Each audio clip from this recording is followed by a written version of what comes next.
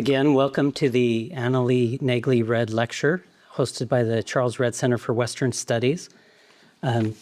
Our center was created in 1972, over 50 years ago, by the patronage of Charlie and Annaley Redd. And I'll tell you a little bit about her. Annaley Naegle Redd was a prominent southeastern Utah rancher, philanthropist, and spouse of Charlie Redd. She was born in the Mexican colonies, Mormon colonies, in 1910. Her family was forced to leave Mexico 2 years later during the Mexican Revolution. Once back in the United States, her father provided no support, material nor emotional, to Annaley and her mother, who was a plural wife, even though the families lived in the same town. Despite economic hardships, Annaley came to and graduated from the Normal School of Education for Teacher Training here at Brigham Young University, started by Benjamin Clough. Annaley taught school in LaSalle, Utah, where she met and married Charles Redd. She worked as a partner in Charlie's livestock company, including duties as cook, storekeeper, and secretary. When bankers came to foreclose on the ranch during the 1930s, Annaley's famous cooking, especially her prairie fire beans, helped save the ranch. Charlie suffered a stroke in 1972, and Annaley cared for him until his death in 1976. She had a deep love for family and for history. She and Charlie raised 8 children. Annaley purchased her family home, a historic winery in Tokerville, Utah, and restored it. She belonged to many literary clubs, community organizations, and enjoyed reading. She passed away in August 2000. We'll now have our Associate Director introduce our speaker.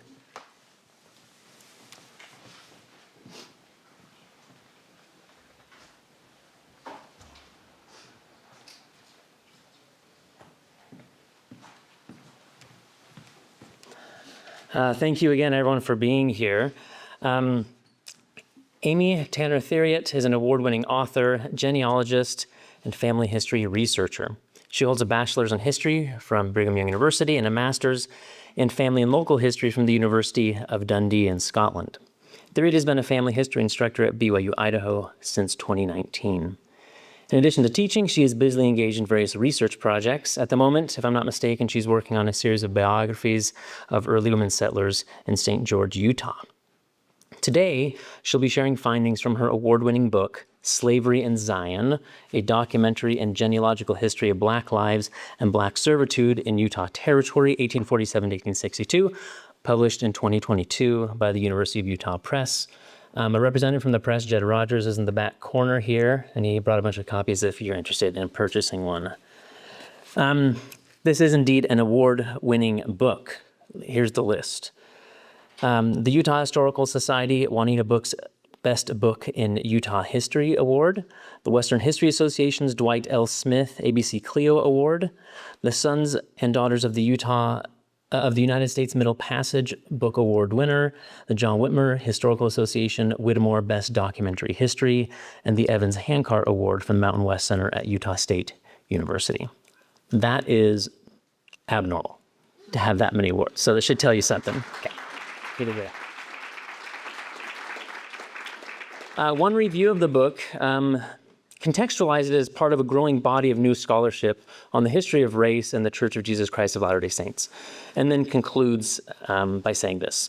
Slavery in Zion provides a methodological blueprint for how to approach these histories with humility, reverence, and solemn focus on individual lives. It also offers up a wealth of data and sources to aid future research. These are the very things needed at the foundation of the study of race and the church. Perhaps we have rushed to the important, but oft overwhelming, discussions of church policy without such a foundation. Pursuing such debates on the more firm historical footings offered by Thiriot, those noted above and others, will produce discussion that not only contextualizes and that more contextualizes and is more contextualized and historically accurate, but empowered to engender understanding, reckoning, reconciliation, and productive healing within and between communities. So please join me in welcoming our speaker, Amy Thiriot.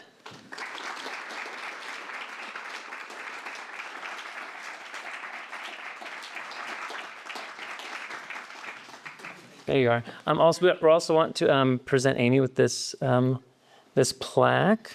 Yeah, and I'll have it in the back for you. Appreciate it.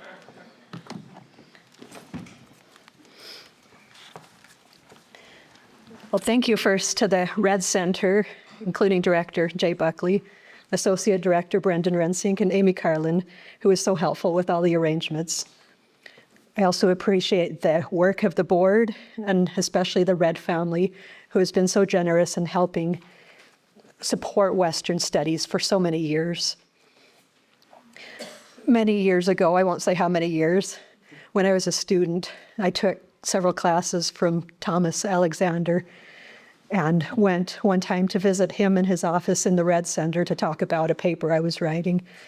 And I never would have imagined, I'm sure he didn't imagine either at the time, that I would have the opportunity to speak for the Red Center this many years later. But with the training from him and from the other excellent faculty in the BYU History Department, there's much work that can be done and that we have been able to do with that training and the expertise gathered there, and then that supported by the Red family. It's always an honor to get to speak about the experiences of our Black pioneers. Their histories were, in many ways, either misrepresented, written out of the history, or ignored for so many years. To start, I'll talk about a pioneer named John Burton. He was born in Virginia. His patriarchal blessing recorded his parents' names as Jenny and Zachariah. If it weren't for that patriarchal blessing, we wouldn't otherwise have a record of his parents. He and his enslavers were baptized in Missouri in the 1830s. They went to winter quarters where he was recorded as digging a grave on a cold January day for the wife of a man who was in the Mormon battalion. John arrived in the Salt Lake Valley in 1847. Although his enslaver's husband remembered him as a good saint, he couldn't participate in the lay priesthood because he was of African descent. However, he helped build a chapel in Parowan. He interpreted when a member of his ward spoke in tongues. A neighbor recalled Burton speaking at a testimony meeting, and I'm not going to attempt this Southern dialect, but you can see it here. Brothers and sisters, when the good Lord calls old Black John, I'm going over Jordan to meet my Lord.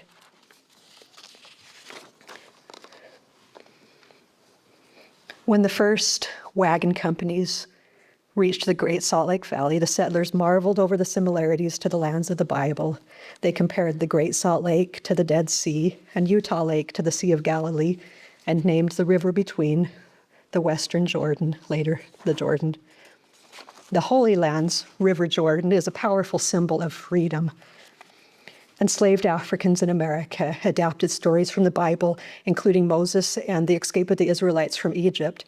Songs like Roll, Jordan, Roll, you can see a selection on the screen, symbolized freedom, with the Jordan River marking the final passage of the Israelites into the Promised Land.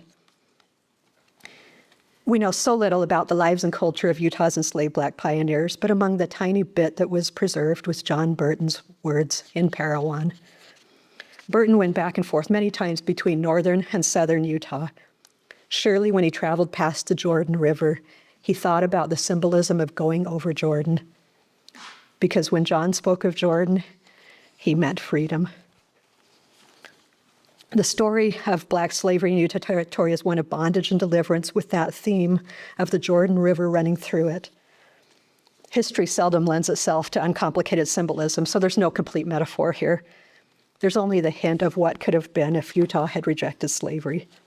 It did not, so we're left with the suggestion of the enslaved people casting their eyes on the Jordan River and longing for freedom.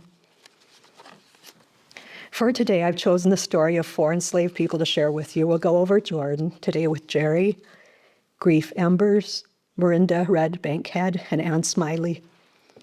These are not the stories that have been told for many years, when any stories were told at all. These are stories based on new research by myself and others, and are examples of what we can learn when we return to the old records. So Jerry was probably born in Kentucky. He had a family name. We don't know what it was. It was probably Trail, since he labored in the household of Solomon Trail. Old Solomon's daughter, Doretha, and her husband, David Lewis, joined the Latter-day Saints and moved to Missouri. They moved to a community, a little town, a little gathering called Hans Mill. There was a massacre there. After the massacre, they returned to Kentucky to recuperate. Jerry, who had remained in Kentucky, probably saw the holes that had been shot through David Lewis's coat during that massacre.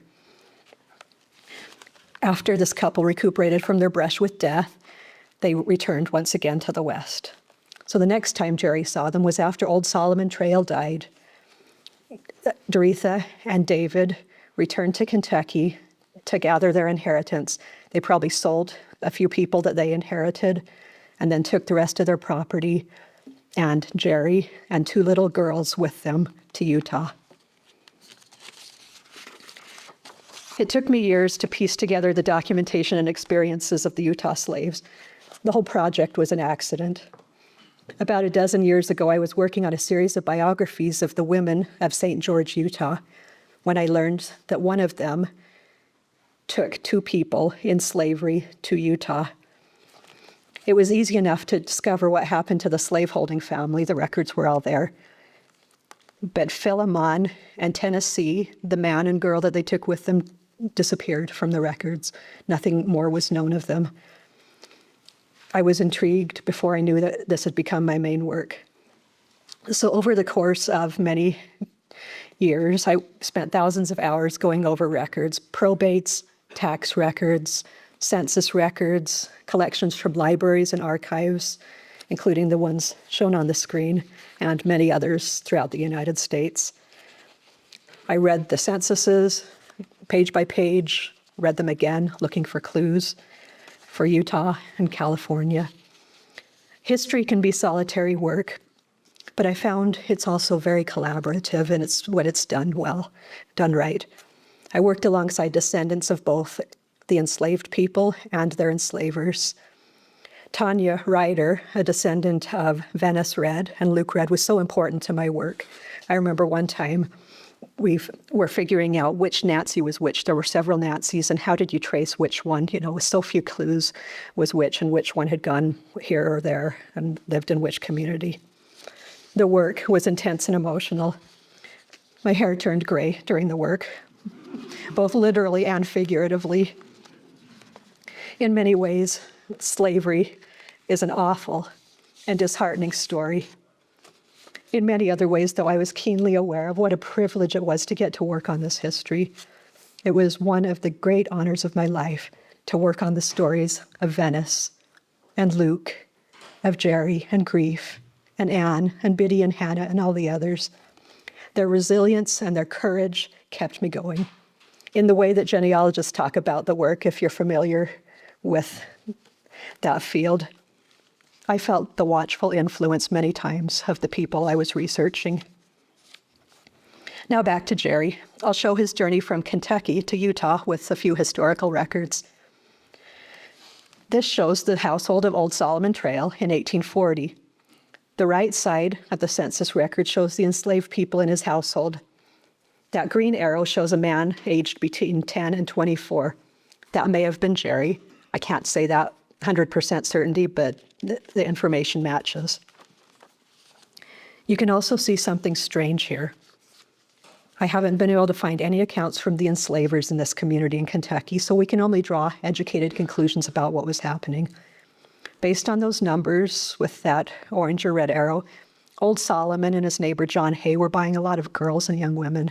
And why would they have been doing that? It's likely they were planning to raise them to adulthood and then breed them. That was one of the realities of slavery, because over time an enslaver could build great wealth. Working in the original records is a constant reminder of the great evils involved in U.S. slavery.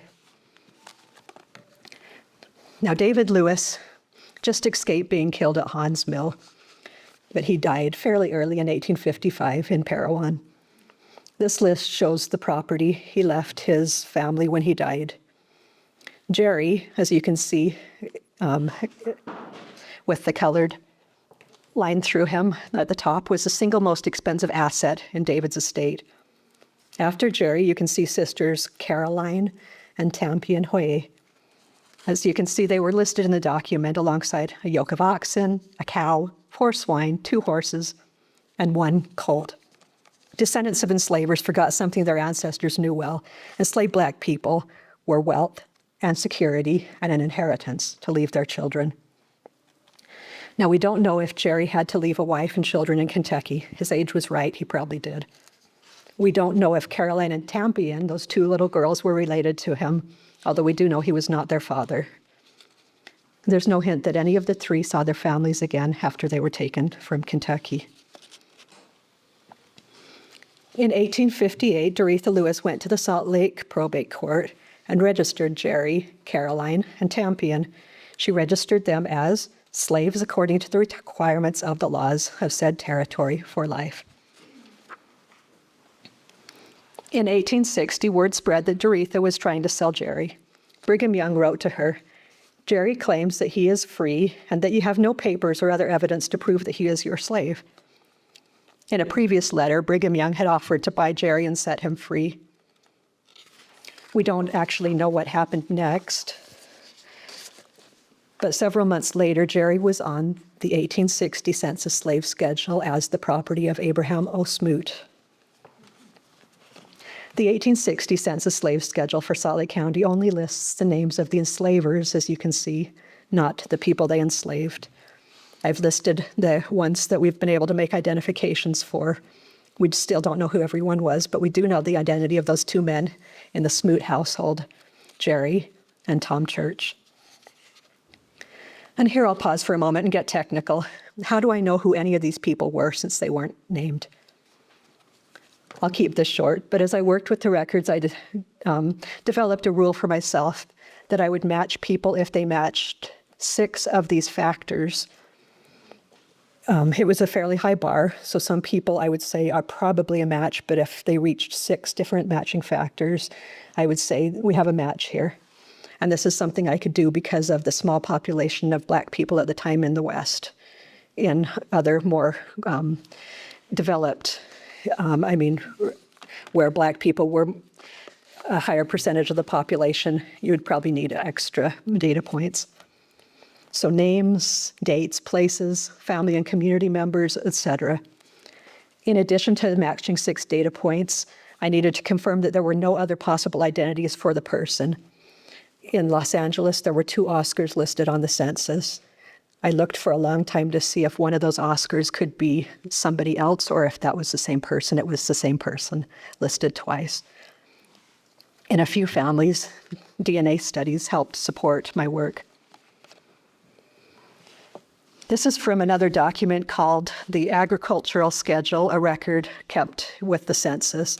This is for the Smoot household. You can see the production there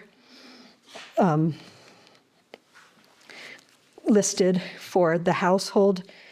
Every farm of a specific size or greater was listed in the agricultural schedule. So if you had ancestors in a community, you can go and see if they're listed and what they were producing, which meant what they were eating, what kind of work they were doing.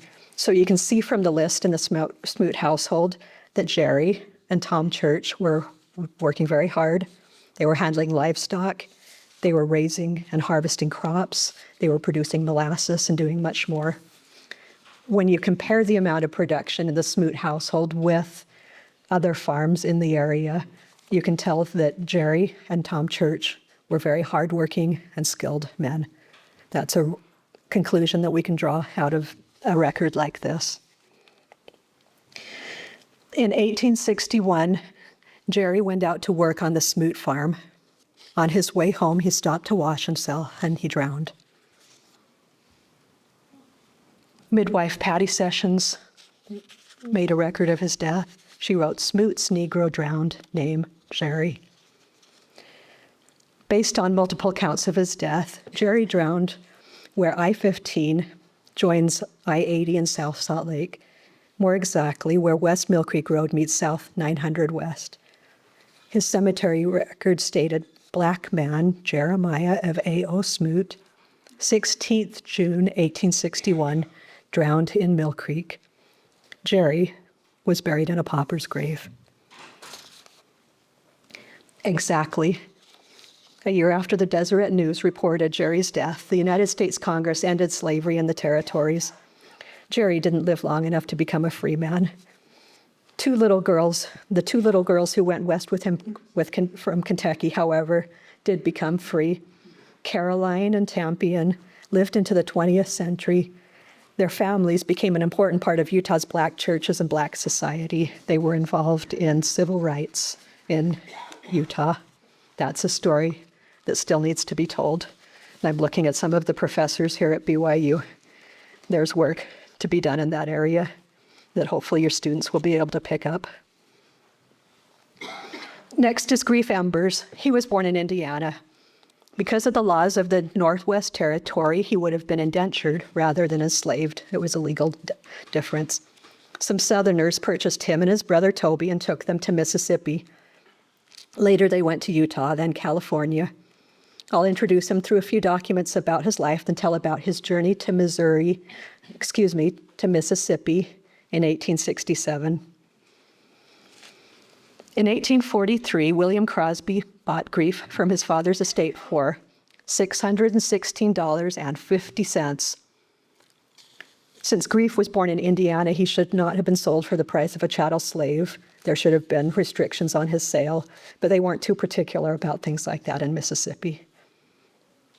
On the day that this document was written, that William purchased Grief, neither of them could have possibly imagined that within a decade they would not have been living in Mississippi, but in California. This wagon roster shows some of the Mississippi converts and their enslaved servants on the way to the Salt Lake Valley.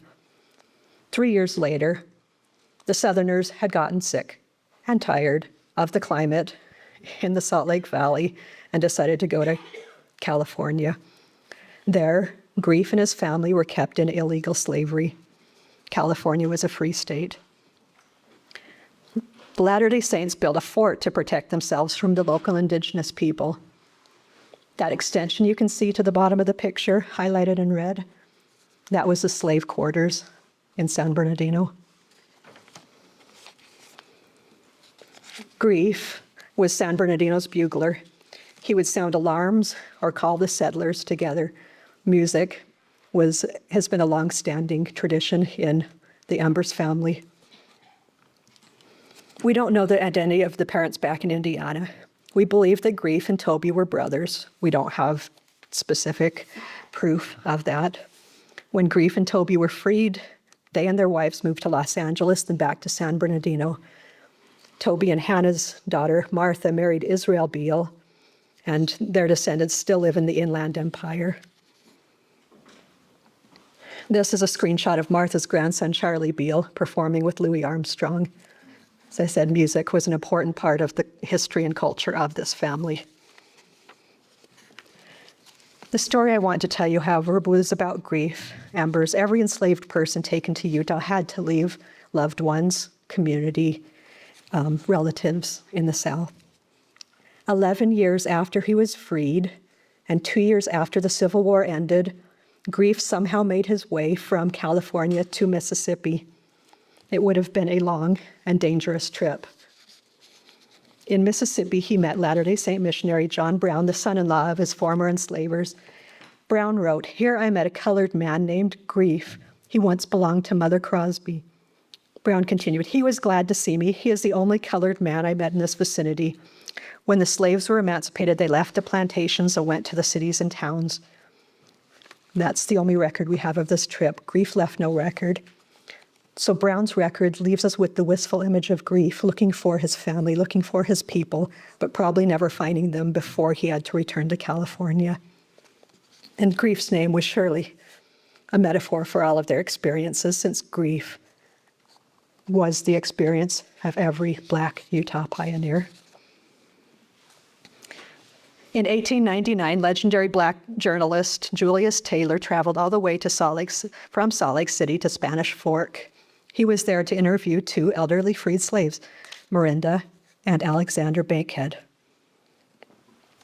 His published report is very rare. We have so few records like this with the reporting the words of the experiences of slavery in Utah. What did Miranda and Alexander talk about? What did they tell Julius Taylor? They talked about freedom. They told stories about freedom, about slaves who were able to become free. Freedom was the central topic almost every single time any of the words of an enslaved person were recorded. It was the case with John Burton. It was the case with Jerry. It was the case with members of Grief's family. We don't know much about Miranda's origins. She has no known living descendants, so we can't test DNA. When she died of cancer in the Utah County Hospital, the doctor provided the information for her death certificate. The record says, "Could not get more information. She did not know much about herself."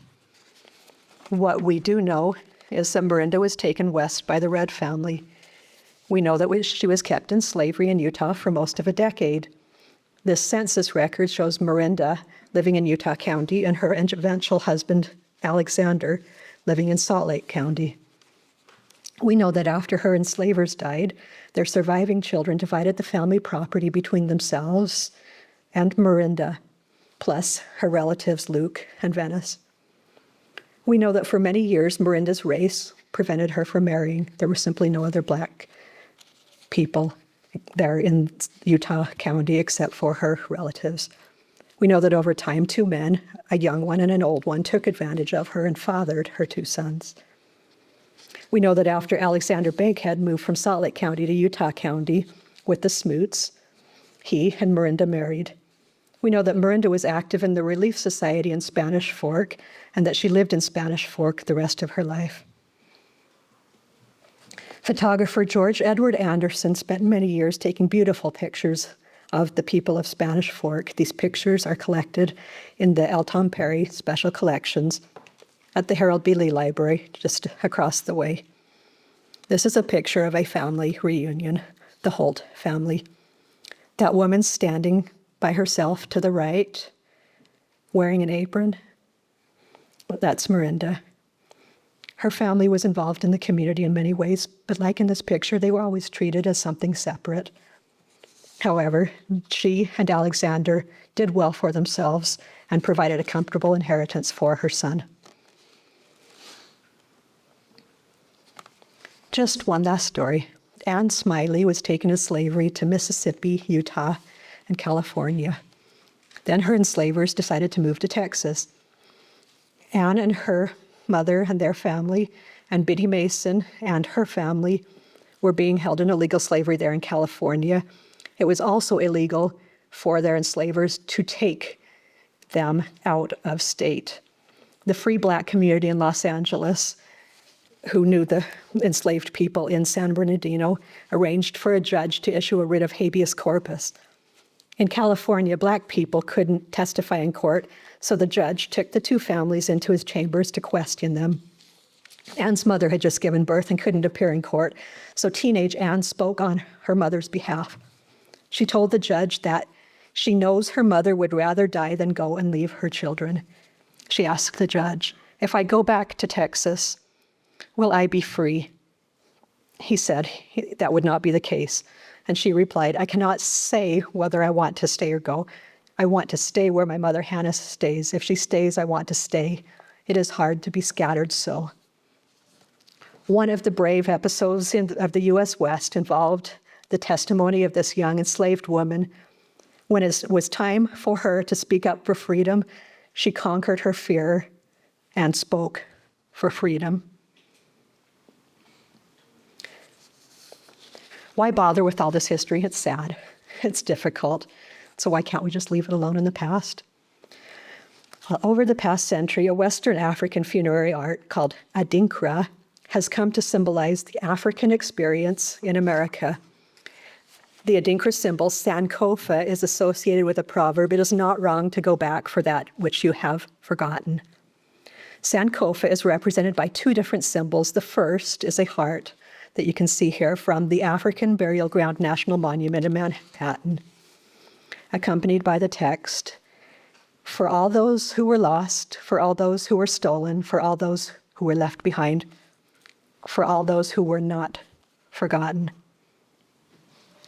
The other version, the Sankofa, shows a bird moving forward, but simultaneously turning backward to fetch an egg from its back, this egg symbolizing the burden of memory. In many ways, doing African American history is a process of fetching something left behind. It is not wrong to go back for that which you have forgotten. History is a process of restoration. History can also be a religious or spiritual practice. History can be a way to practice pure religion, correct old falsehoods, heal old divisions. More than any other scripture, the following explains to me the meaning of restoring our church's Black history. The Lord builds up Jerusalem. He gathers the exiles of Israel. He heals the brokenhearted and binds up their wounds. He determines the number of the stars and calls them each by name. The restoration is gathering, healing, and naming. A small but mighty army of dedicated scholars, some of whom are in this room, have been working for years now to gather the names of our Black Latter-day Saints, heal the wide breaches, bind up the wounds, and help gather the church together in one unified whole. As Latter-day Saints, we believe in the scriptures that declare the worth of souls is great in the sight of God. We believe that God has made of one blood all nations of men. We believe that all are alike unto God, black and white, bond and free, male and female. Our history should reflect our beliefs. The process of restoration can be a challenging work. Information is not always readily available. Uncovering difficult stories can take a toll on families or scholars. Families researching their enslaved ancestors will face anger, sadness, frustration, and despair. The burden of fetching that which has been left behind can be a difficult burden. The work can be very meaningful and a great joy, but it can also take a toll. Historians have a religious role in our church. In 1846, church members fled Nauvoo. By the end of the year, the members of the church were gathering on both sides of the Missouri River in refugee camps. The Winter Quarters High Council met to discuss the keeping of the history of the church. The following is the summary from the High Council minutes. W. Woodruff, that means Wilford Woodruff, says, "This is a subject that will benefit the whole church and kingdom of God. When I heard Joseph speak, I could not rest until I had written it down in black and white. I am now in one of the most important eras of the world. The people ought to keep a strict eye on the historian. It is the duty of the High Council to let Dr. Willard Richards, the church historian, have a box to put the papers in, to find wood, beef, etc., to support him. This record is to be a book of books. I rejoice that we have a ready writer, Hosea Stout. Let the doctor go to work and save the church history." The High Council then voted to support the church historian in his work. In their poverty, as starving refugees, they still supported the work of keeping and preserving the history. The first revelation the church received after its organization began, "Behold, a record shall be kept among you." If you go into the church history library, the church archives in Salt Lake City, and enter the outside doors, then before you enter the inside doors, that is up above the doors in the church archives, "A record shall be kept among you." Wilford Woodruff also told the members of the church to keep their own family records, to compile them and preserve them. You've heard the phrase, every member a missionary. We could also say, every member a historian. It took a long time for the story of slavery in Utah to be told accurately. I'd like to just explain briefly how the culture of slavery fit into the Latter-day Saint experience and why it was so hard to tell the story right. It took a special kind of person to leave behind friends and family and join the Latter-day Saints. At times, the early converts could be good and generous, but they could also be an ornery and litigious bunch. The saints that gathered in the Winter Quarters refugee settlements included several slaveholders, as those families were losing their children to cold and disease. A series of 5 sextons handled the cemetery records and the burials. Mississippi enslaver James Flake decided that the cost for burying his son was not right. He fought so long and hard with the sexton over the price that the case ended up before the Winter Quarters High Council. You can see the record here. After hearing the case, Brigham Young, who was sitting in on the High Council meeting, told James Flake to please pay and stop making the sexton's hard job harder. Hardness was a common element among the slaveholders. They were hard people who were teaching their children to be hard. Slavery was a violent practice. Many of the anecdotes that other Latter-day Saints recorded at the time, not the ones that were told later by families, portrayed slaveholders as violent men and women. Court clerks and diarists left heartbreaking, really shocking accounts of some of the domestic violence in slaveholding households. From various accounts, the New Englanders and Europeans in Utah tended to be horrified by the violence they saw among the Southerners. As the years passed and families tried to forget the hard times, they began telling much different stories. They claimed that their slaveholding ancestors were always kind, always beneficent. The descendants of 13 Latter-day Saint slaveholding families separately invented stories about their ancestors freeing their slaves in the South. Despite these 13 claims, you can probably guess how many families actually did that. How many of them freed their slaves in the South? It was 0. The enslavers' descendants polished their family stories to so fine a gleam that their ancestors would not have recognized themselves. Our historian, Juanita Brooks, wrote about the way that many Latter-day Saint families wrote their family histories. This is one of my favorite quotes. She concluded that family histories were weakened by the stand, that only the praiseworthy shall be told, that nothing shall go out, that can in any way be construed to be uncomplimentary to the Mormon people. They do not wish to see their pioneers realistically, she wrote, as tough frontiersmen, sometimes disagreeing among themselves, quarreling upon occasions, swearing under provocation. Like the pink and white portraits of the leaders, all smoothed of character wrinkles, they lack only a halo.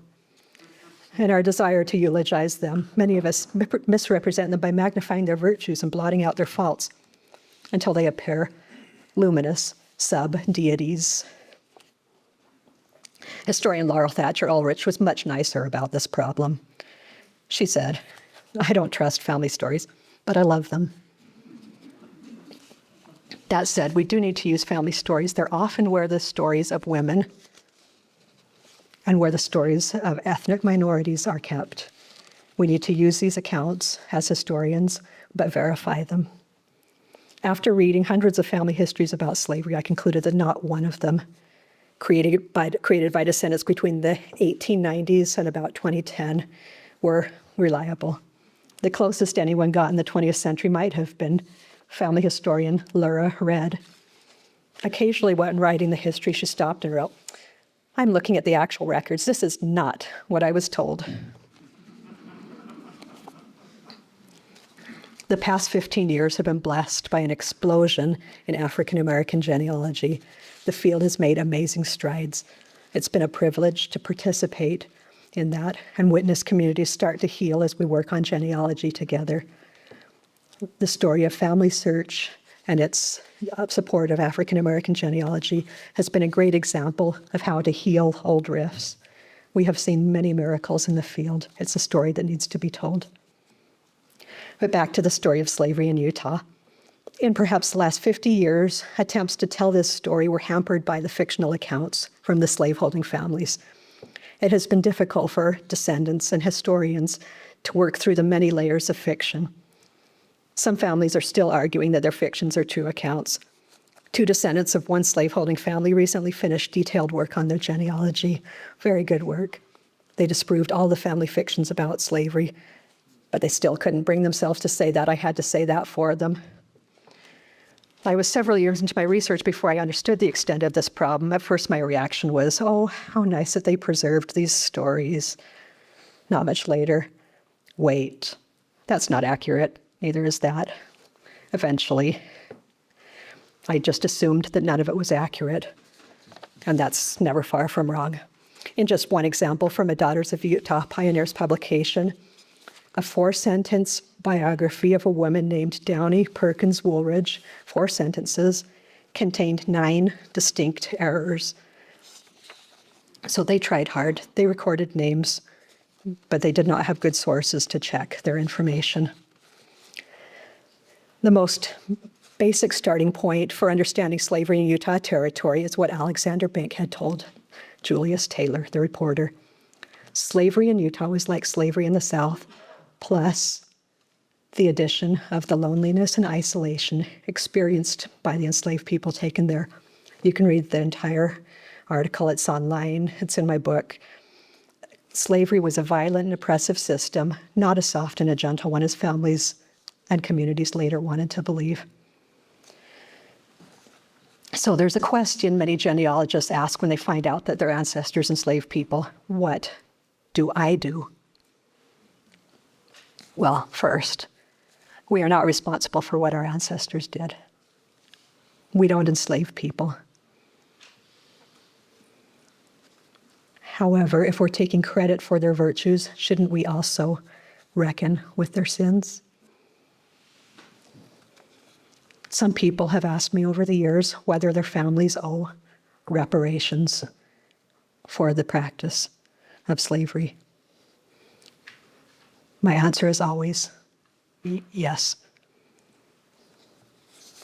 Although some of us can do more, the most important and often the only reparation we can pay is honesty. With our access to reliable records and reliable histories, we are the generation that can start to repair the old breaches. We can tell accurate stories about how we as families had hard times in the past, but survived and improved. We can tell stories about justice and freedom. We can build into the telling of our history the truth that the worth of souls is great in the sight of God. We can preach through our history that God has made of one blood all nations of men, and all are alike unto God, black and white, bond and free, male and female.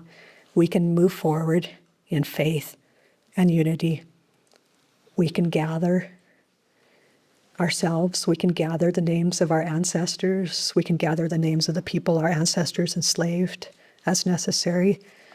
We can bind up wounds, and we can call our ancestors, both our genetic ancestors and our spiritual ancestors, people like Jerry, Grief, Anne, Smiley, Peppers, Daniels, who spoke so bravely when she was in that room being questioned by that judge.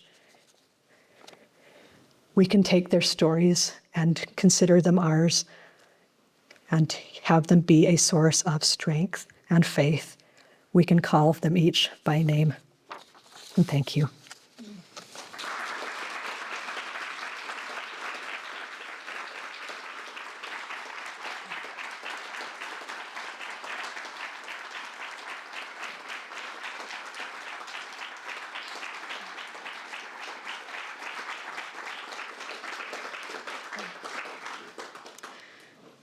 And now I know that many students will be needing to go pretty soon, but we do have some time for questions. If you have questions about the work, if they're very detailed questions, I might have to check my sources. I've been working on this project since 2012, so there might be details that I've forgotten. But if you have any questions, please do ask them. Yes. Have you felt the kingdom mercies of God in me to discovery and information and documentation? During the time that I was doing my work, as I said, it's been very difficult to live with these stories so much. Every so often I would say, why me? But every time I would have those experiences that reminded me what an honor it was to be able to work on this history. People would come into my life, or their emails would show up in my email box just when I needed something. I opened my email one morning and saw a message from a woman in California. She wrote, Why are you adding information to my ancestors' entry on family search? Well, this was a young girl named Jane. I was only able to find her in records up until 1852. I couldn't find her after that. The family could track her all the way back to 1860, but didn't know where she came from before that. But we identified that central entry, made sure it was the same person. And I was able to explain to her where her ancestor had come from. You know, she'd been to Utah. Before that, she was born in Tennessee. And she was able to explain to me Jane's life after 1860. So yes, the information tended to come when I needed it, which was always a really, like I said, a reminder of what a blessing it was to have the privilege to work on this story, to be able to research these people, to spend all this time in their records, just piecing together, slowly piecing together. Sometimes I would look at records and it would be 3 or 4 more years, maybe 10 more years before the answers would come, because that's when the records became available. Yes? Yeah, so I'm part of an internship group that's doing a historical project about the black farming history of Utah. Excellent. And so I'd just like to hear your thoughts on how involved these black pioneers were, like the farming community, the beginning of agriculture in Utah, and just kind of how those two storylines of farming and black pioneers. Now, are you looking specifically at, for example, the Bankheads in Mill Creek? Yeah, we're looking at Mill Creek a lot. And have you met Tanya Ryder? Not in person, She's on the back row there. but I would love to meet her first, so probably talk to her. Yes. So she wrote an article about the farming community in Mill Creek. But looking before that, back into the days of 1847, 1848, these Southerners, these enslaved workers coming from the South, were very skilled workers. They were cowboys, they were farmers, they knew how to do all of this work. The Southern families were so valuable in those early communities, in the founding of the Salt Lake Valley, 1847, 1848, all the way until they left for California, most of them in 1851. They helped those settlements survive because of their knowledge of how to quickly establish new settlements, and they brought their livestock with them. They were producing immense amounts of butter and cheese, which would have been supporting all of the settlements because of their knowledge of how to run those farms and how to produce in great quantities because of the labor of those enslaved people. So yes, there are layers upon layers of meaning about farming in Utah and the Black community. Excellent question. So I have a question. Basically, in general, how did slave owners in Utah receive the Emancipation Proclamation? And I guess as a kind of related to that is, did they just kind of blow it off because it seemed like Utah was ignoring a lot of federal laws and stuff? We wish we knew.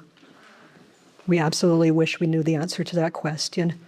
When Utah received word, not of the Emancipation Proclamation, but of the law the year before of Congress ending slavery in the territories, which should have freed the enslaved people in Utah, there was a small notice on a back page of the Deseret News. Otherwise, there's a gap in the Brigham Young office files during that time. And right during that time, the governor of Utah had been involved in some sex crimes and had fled the state. So there were also no government records to explain that. The slave owners left no records, so we don't even know when the enslaved people of Utah knew they were free. It could have been then in 1862. It could have been at the time of the Emancipation Proclamation, 1863, even though that didn't apply to them. It could have been in 1865 when the war ended. And that's what we suspect, is that not until 1865 did those people know that they were freed. By that point, it was about 30 to 35 people that were freed by that law. Thank you. Yes. In the letter from Brigham Young, he couldn't be defending the right to Jerry, I think it was. And of course, it was under him that the priesthood restriction was just sort of became a thing. So I was curious just to know more about Brigham Young, the vote in general, with black slavery in Utah, his opinions and what he might have done in regards to it generally. That's another gap that we wish there were records. We, as historians, have looked so long and hard for information on why Brigham Young switched his views on priesthood and race between about 1847, 46, 48, and 1852, when he said, let's institute a slave code of sorts. Let's have black servitude in Utah Territory. And he said on that day when he addressed the legislature and said, we're going to have this act in relation to service, keeping these people in bondage for their lifetimes. We are also not going to allow them to have the priesthood. In 1852, we don't know, there are actually no records that anyone has been able to find explaining why that happened. I suspect it was because of his interaction with the slaveholders, who very firmly put their feet down and said, we own these people. And they basically prevailed in that argument. And they evidently explained to him, the biblical explanations that the Southerners had been, gathering out of the scriptures and kind of the tweak here, tweak there to justify the practice of Southern slavery. When he was, when there was a specific problem, or when the specific person, were presented to him, he tended to act charitably. When Green Flake and Hark Wales came to him and said, we're being separated from our families, our enslavers are taking us to California, Brigham Young got to work and made arrangements to separate as few families as possible. When Green Flake Brigham Young then freed Green Flake and his family, a small community of enslaved people in Union Fort settlement. And Green Flake, that one black pioneer who had been in slavery and freed by Brigham Young, his family remembered that they loved Brigham Young. We know the stories of, the racist things that Brigham Young said. We know that he instituted, slavery, whatever we want to call it legally in Utah. But we also know that the people who interacted with him, Jerry, Green Flake, and others, were treated kindly. So just like, any complex story, there are complexities that we really can't even understand. Yes, please. Should we judge, and how should we judge, those slaveholders such as George Washington, Thomas Jefferson, Madison, John Hardison Ware, and the guy whose name is on this university? How should we think about them? Should we judge them, and how should we judge them? My bottom line on that is we do not excuse them. We do not try to excuse slavery. We do not try to excuse their practice of slavery or explain it away. We talk about it. If we're doing family history, we present the story as it happened. Families getting into a history of slavery, doing genealogy, doing family history, if you encounter a history of slavery in your family, before you before you try and interpret records or understand what's going on, I always recommend that families need to stop. Read at least one book about slavery. I recommend Ira Berlin's book, Many Thousands Gone, as a good basic history of slavery.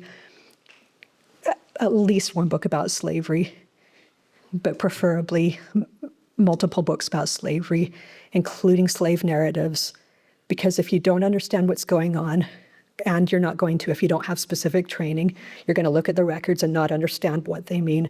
I've seen many family histories that badly misrepresent the legal part of slavery, for example. But if you can educate yourself before getting into that type of history, you'll be able to understand what's going on, explain what happened, and not just keep promulgating the old myths, those old myths excusing a really, awful, evil human rights violation. So I always say we don't excuse slavery. We don't excuse domestic abuse, whatever it was. We just say what happened. We leave God to judge, basically.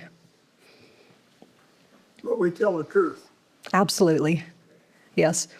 Now, when there are issues in families with living members, if we're talking about abuse in a current family, that's an absolutely different situation, needs to be handled differently. But when we're speaking historically, and the people are gone to their reward, and we just state what happened, what the records say. And sometimes we need to explain more, like with the word of wisdom. Here's Dr. Alexander, who wrote about the change in the Mormon practice of the word of wisdom between 1890 and 1920s. We can explain that in the 19th century, for example, Latter-day Saints, they could still be good members of the church and drink some wine or, drink tea or coffee, whatever, that it was only later that it became a commandment. So if we need to explain some things like that, absolutely. But slavery, domestic abuse, we just tell the truth, like you said. Yes. Considering the future of social scientists, imagine it a little bit question of what did the future look like, what did culture need from the right generation of historians? What does the future need? I was just talking about this with my husband earlier today. I was able to do so much and no more. I was working on the history centrally of about 100 enslaved pioneers. But in order to find their records, you have to look into the records of the families that enslaved them. And so I had a database of about 6,000 people. I had to draw lines. There's so much history left to be done that I couldn't get to. I went through all the records I could find of Utah, but not of the South. I researched them as much as I could from what was available. So there are a lot of clues in the current literature that we have, in the current books that we have, that we could look into much more. Those two little girls that were taken from Kentucky to Utah, Caroline and Tampion, wonderful stories. One of Tampion's husband was a very fiery civil rights activist, Andrew Campbell. I just love him. He was very out there with what he said, demanding rights, demanding to be treated equally in Utah. The story of Black civil rights in Utah is still largely untold, for example. These three nice people sitting in the row ahead of you, Dr. Jones, Dr. Stewart, and Dr. Schweinitz, they also have information about unfinished history. Any of them would be able to advise you on areas, or if you'd like, you can contact me. I've got plenty of unfinished questions that hopefully the answers will be out there. Yes. How common was this, having what percentage of pioneers in the 19th century were slaveholders until the emancipation? Okay, we're looking at about 30 families who went from the South to Utah total. So a very small percentage. The Southerners who owned slaves, quite a few of them donated to help build the Nauvoo Temple. The amount that they donated, I figured out once, is the entire percentage of the cost of the temple was like about 0.1%. So we're looking at a rather small story, but it does become an important story because it shows who we were as a people. How much we valued freedom, how we treated, the least of these in our society at that time. And in one way, it was an awful story. But in other ways, like when you see the stories of Brigham Young freeing Green Flake and Martha and Rose and Violet, there's goodness there that we can look to as an example. So it was not large numbers.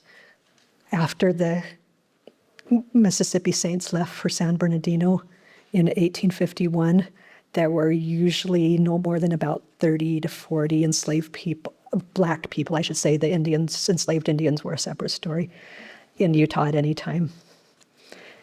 There were an unknown number in the territory with Army officers during the Utah War. I only know the name of one. There were others, of course. I only know Randolph Hughes is the only name that we currently know that came as a slave with the Army. So in some ways it's a small story. In other ways it's a very large story because it shows us, explains more about ourselves. Yes. Did you find anyone that you would consider a hero in this? Did I find any heroes in the story? Oh, goodness. I have stories about Green Flake. He threatened to shoot a man one time because the man was saying, this other man is, they were taking supplies during the Utah War, during the snowy season, up to the soldiers, going up through the canyons, up through the deep snow. And one of the men in the group of three got really ill. And the other man that Green was traveling with said, we've just got to leave him. We got to get back. I got to get back. I got to get back. And Green's like, he pulled out his gun. He's like, we are not leaving this man here to die. So, yes, there were absolutely heroes in the story. Bishop Edwin Woolley. I won't tell you Edwin Woolley's stories, but I consider him a hero. Yes, he took care of domestic violence survivors in his ward. He took care of enslaved people in his ward. There are heroes in the story. Thank you. Let's give her one more round of applause.